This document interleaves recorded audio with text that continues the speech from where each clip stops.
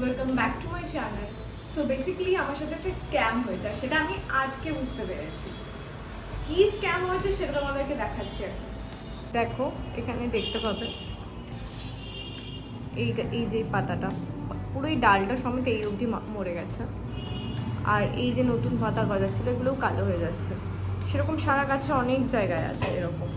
এখানে আছে, এখানে এই যে পাতাগুলো মরে গেছে, এখানে পাতাগুলো মরে গেছে। তো আমি এত খুশি ছিলাম এই নতুন পাতাগুলো গজানোর জন্য, আর দেন দেখছি এরকম মরে যাচ্ছে। তো আমি বুঝতে পারছিলাম না যে কেন হচ্ছে এটা, মানে রিজনটা কি। দেন আমি আজকে গাছটা নিয়ে বসেছি। তারপরে আমি কি দেখলাম, দেখো, প্রতিদিন আমি যেটা চেক করছি, এই গাছের মাটিটা এরকম কেমন একটা ভেজা ভেজা থাকছে, এরকম কাদা কাদা টাইপের। তো অনেক দিন আগে আমি জল দিয়েছি, প্রায় 1 সপ্তাহ হতে চলো জল দিয়েছি, বাট স্টিল মাটিটা এরকম ভেজা, পুরো কাদা কাদা টাইপের মাটি। বাট এরকম তো থাকার কথা নয়, কারণ এটাও সেম দিনে জল দিয়েছি, এটার মাটি এরকম শুকিয়ে একদম আবার কড়া হয়ে গেছে, বাট এটা স্টিল ভেজা। তো আমি এটা বুঝতে পারছিলাম না এটা কেন হচ্ছে। আর তার মধ্যে আজকে এত পিঁপড়ে দেখছিলাম টপটার মধ্যে, এখানেও অনেক ছোট ছোট পিঁপড়ে আর পোকা দেখছিলাম। পোকাগুলো আমি এখন দেখতে পাচ্ছি না, এই আমি জানি না এটা ক্যাপচার হচ্ছে কিনা। পোকাগুলো ছোট ছোট, এই যে যাচ্ছে একদম গুড়ি গুড়ি সাদা সাদা, এই যে। তো এই পোকাগুলো সারা মাটি ভর্তি হয়েছিল। তো আমি ভাবছিলাম এটা কেন হচ্ছে। টবগুলোর নিচে যেমন এই যে গ্যাপগুলো রয়েছে, এই ফুটোগুলো রয়েছে, তো আমি এটা দেখতে চাইলাম যে এটার মাটি মানে ভেজার পেছনে ওটা একটা কারণ থাকতে পারে। বাট অবভিয়াসলি টবের নিচে তো গ্যাপ থাকবেই, ফুটো তো থাকবেই, না হলে তো এটা মানে জল পাস হবে না, গাছ মরে যাবে। তো আমি এই টবটার নিচে যখন হাত দিলাম, তখন আমি একটা এত বড় চারা দেখলাম, মানে একটা প্লেন চারা, যেটা অবশ্য আমার সামনেই দিয়েছিল। তো তখন আমি বুঝতে পারিনি যে এটা কেন দিল, মানে যখন মাটিটা রাখছিল এই টবটার মধ্যে গাছটা লাগানোর জন্য, তখন আমি ওই চারাটা খেয়াল করেছিলাম।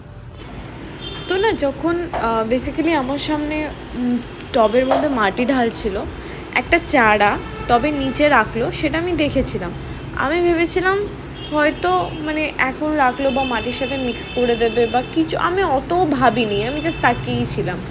অবভিয়াসলি ভাবছিলাম ওরা আমার থেকে অনেক বেশি জানে গাছ সম্পর্কে, মাটির সাথে কি মেশাবে না মেশাবে। তো আমি চুপচাপ দেখছিলাম। জল পাস করার কোনো জায়গাই নেই, তো অবভিয়াসলি জল পড়েছে টবটার মধ্যে, আর মাটিটা নষ্ট হয়ে গেছে। নষ্ট হয়নি, মানে ভিজে আছে, আর ভিজে ভিজে এটার মধ্যে পিঁপড়ে ধরছে, পোকা লাগছে। তো আমি একটা আইডিয়া করেছি, যেটার মধ্যে একটু লঙ্কার গুঁড়ো আর জল মিক্স করে একটুখানি স্প্রে করব গাছে, আর এই গাছটা আবার বার করে দেন মাটিটাকে আবার ওই চারাটা সরিয়ে, যেহেতু ওই গ্যাপটার ওখানে একটা চারা দেওয়া আছে, একটা ইটের ডিলা দেওয়া আছে, বন্ধ করা আছে গ্যাপটা, তো ওটা সরিয়ে আবার মাটিটা নতুন করে দিয়ে গাছটা লাগাতে হবে। তো বহুত বড় কাজ এটা, আমার ভয়ও লাগছে করতে, নষ্ট না হয়ে যায়, বাট এটা করতেই হবে, নাহলে গাছটা আমি বাঁচাতে পারবো না। এই গাছটা, এত সুন্দর গাছটা মরে যাবে। আমার কাছে লিটারেলি কিচ্ছু নেই, মানে মাটিটাকে খুঁড়ে আবার গাছটা লাগানোর মতো। তো আমি এটা নিয়ে এসেছি, এটা কিচ্ছু করার নেই আমার।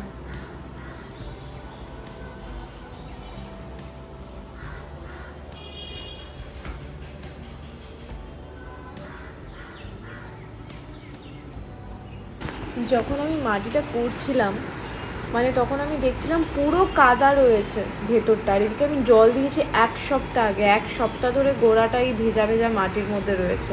তো গোড়াটা তো পচবেই না। আর এত বাজে স্মেল আসছিল এই মাটিটা থেকে, এত বাজে, মানে মনে হচ্ছিলো যে মাটিটাও পচে গেছে, এরকম একটা ফিল হচ্ছিল আর কি, এত বাজে স্মেল আসছিল। ভীষণ ভেজা ভেজা স্মেল, মানে কেমন একটা উগ্র স্মেল আসছে। এটা শুধু ভেজা না, মাটিটা এত দিন ধরে ভিজে আছে, এটা একটা বড় রিজন।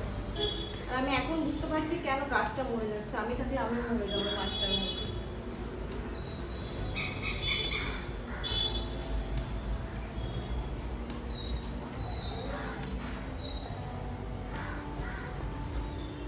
আরে यार, এটা দিয়ে এবার আমি কি করে করবো?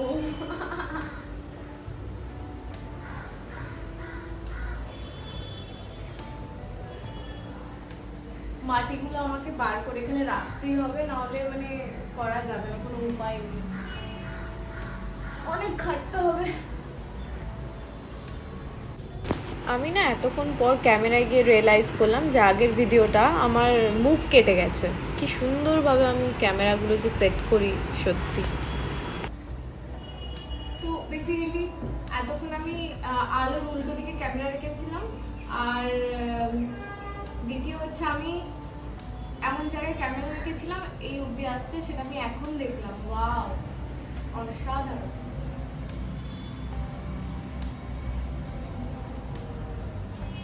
ওয়েদারে আমি এরকমভাবে এটা দিয়ে পারা যাচ্ছে না, তো এটা দিয়ে স্পেশালি মানে একটাই উপায়, মাটিগুলোকে বার করতে হবে, কারণ চারাটা একদম নিচে আছে। গাছটাকে উঠিয়ে রাখতে হবে, দেন মাটিগুলো রাখতে হবে, তারপর আবার গাছটা রেখে মাটিগুলো দিয়ে দিতে হবে।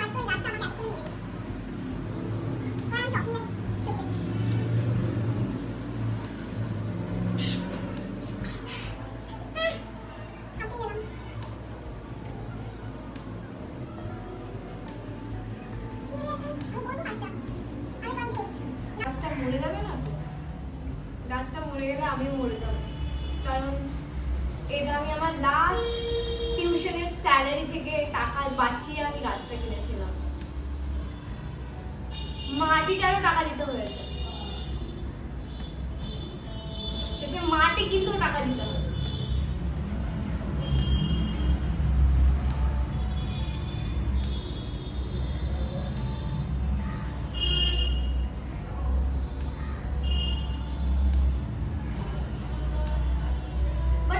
মাটি ফাটি ছেনতে আমার ভালো লাগে, আমি জানি না কার কার ভালো লাগে, মানে লোকেরা মাটি ছুঁড়ে মারি। क्या बोला तूने? মাটি ফাটি ছেনতে আমার খুব ভালো লাগে। দেখা যাক যদি মানে অ্যাক্টিং ক্যারিয়ারে তেমন কিছু যদি না হয়, একটা জমি কিনে চাষবাস করবো। মাটি ফাটি তো ভালোই লাগে, গাছ টাছ লাগাতে। একটা জমি কিনবো, দেন চাষবাস করবো। একা একা শুট করতে গেলে এটাই হয়, মানে শুট করে নেওয়ার পর কখনো দেখি মুখই আসেনি, কখনো দেখি আমার গলা এসেছে, কখনো দেখি মানে কি বলবো কি কি চলে এসেছে, তখন সেগুলো আমাকে এডিট করতে হবে বসে বসে। এইরকম মাটি করে আমার যা অবস্থা।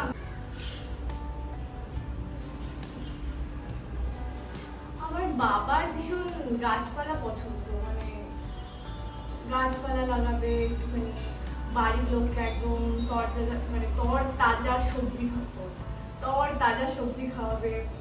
তো আমার বাড়িতে এখনো মানে ব্যাপারটা রয়েছে, আমার বাড়ির উঠোনের মধ্যে আমার মা, কাকি, ঠাকুমা এরা একটা সাইডে মাটি খুঁড়ে ওখানে সবজিপাতি লাগায়। শীতকাল এলে ওটার মধ্যে পালং শাক, ধনেপাতা, মূলো, আরো লঙ্কা, আরো অনেক রকমের সবজি টবজি ওর মধ্যে লাগায়। তো আমার বাড়িতে যেহেতু চলটা আছে, আমিও ছোটবেলা থেকে ওগুলোই দেখে দেখে বড় হয়েছি, তো আমারও একটা মানে খুব গাছপালা লাগাতে ভালো লাগে। তো আমি একবার কি করেছিলাম, আমার বাড়ির উঠোনটা সেখানে অনেক কিছু রাখা হয়, অবশ্যই সাইকেল টাইকেল রাখা হয়। তো আমি তখন ছোট ছিলাম, ঠিক আছে, আর চাইনিজ ভিডিওগুলো দেখাতো, ওখানে মেয়েগুলো টুক টুক করে ওই মাটি খুঁড়ছে, কত গাছ লাগিয়ে দিচ্ছে, এত এত ফসল হচ্ছে। তো ওটা দেখে আমি বিশাল ইন্সপায়ার হয়ে গেছিলাম।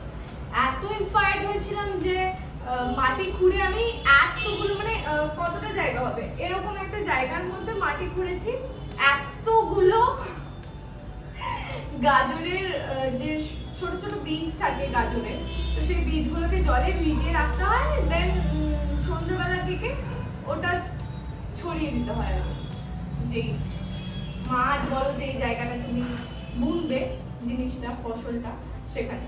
তো আমি সেখানে গাজরের বীজগুলো এনে ওরকম ভাবে এক রাত ভিজিয়ে রেখে দিয়ে সন্ধ্যাবেলা পরের দিন ওটা ওই মাটিটার মধ্যে ছড়িয়ে দিয়েছিলাম। তো আমি বুঝতে পারিনি যে অত অল্প জায়গার মধ্যে অত বেশি দিতে নেই আর কি, বীজ কম দিতে হয়। তো আমি সেটা তো বুঝতে পারিনি, তো অনেক বীজ দিয়ে দিয়েছিলাম।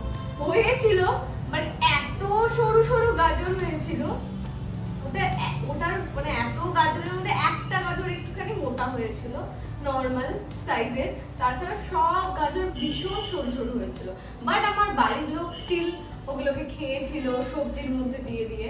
একদিন আমি গাজরের হালুয়া বানিয়েছিলাম, আমার ঠাকুমা দাদু অনেক প্রাউড ফিল করছিল ওটাতেই, যে আমার নাতনি কি না করে দিয়েছে, কি আমি করে দিয়েছি।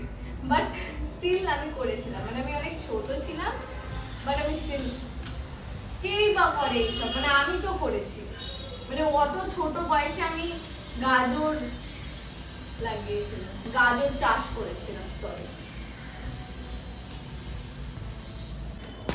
অলমোস্ট অনেকটা মাটি বার করা হয়ে গেছে, বাট স্টিল এখনও রয়েছে। এবার আমার ভয়ও লাগছে যে বার করতে গিয়ে শেকড় থেকে পুরো মাটি না ঝরে যায়, আবার গাছটা লাগালে বাঁচবে কি না আদৌ। এই সময় আমার বড্ড ভয় লাগছিল, কারণ গাছটা বার করার সময় ছিল। তো মোটামুটি মাটি ওর মধ্যে ছিল, সেই অবস্থাতেই আমি ওইভাবেই আমি খুঁড়েছি আর কি। তো গাছটা বার করে রাখলাম সাইডে, তারপরে মাটি আরও ছিল, তো সেই মাটিগুলো বার করলাম। নিচের মাটিগুলো তো আরোই ভেজা ছিল, আর সবার নিচে ছিল চারাটা সরে গেছিলো এদিক ওদিক, বিকজ সব মাটিগুলো যেহেতু নিচে রেখেছিলাম, কিন্তু নিচের মাটিগুলো না একদম জমাট বেঁধে গেছিলো, জল পড়ে পড়ে যেহেতু শোকাতে পারেনি একদম নিচের মাটি, তো জমাট বেঁধে গেছিলো। অনেকটা মাটি অলরেডি পড়ে গেল দেখতেই পাচ্ছ, বাট এখনও অনেকটা মাটি জমাট বেঁধে আছে নিচে, তো সেগুলোও কুড়তে হবে এখন। এই চারাটা দিয়ে এই গ্যাপটা লক করা ছিল, যার কারণে আমার এই গাছের এই মাটি শুকাচ্ছিল না, আর গাছ এরকমভাবে মরছিল। তো এই চারাটা আজকে ফেলে দিলাম। তো এই যে সেই কারণ ফালতু। আমি মাটি খুঁড়তে খুঁড়তে হাঁপিয়ে গেছি। যাই হোক, তো এখন আবার আমাকে মাটিগুলো রেখে গাছটা লাগাতে হবে। আপাতত এটা হচ্ছে আমার টাস্ক। এই গাছটা যখন আমি কিনে এনেছিলাম তখন কীরকম ছিল দেখো, সাইডে আমি ছবি লাগিয়ে দিয়েছি। এটা এরকম ছিল, আমি আবার এরকমই সুন্দর করে তুলবই গাছটাকে, এটা আমার চ্যালেঞ্জ।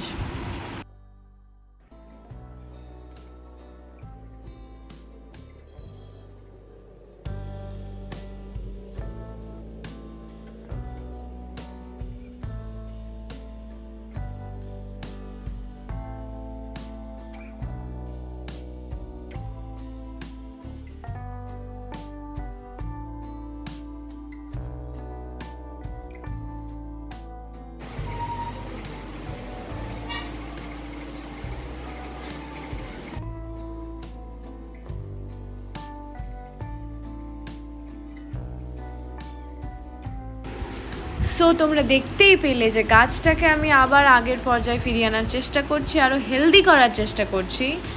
সো ওকে আপাতত ওর জায়গায় রেখে দিলাম। আজকের ব্লগটা এখানেই শেষ করছি, দেখা হচ্ছে আবার নেক্সট ব্লগে।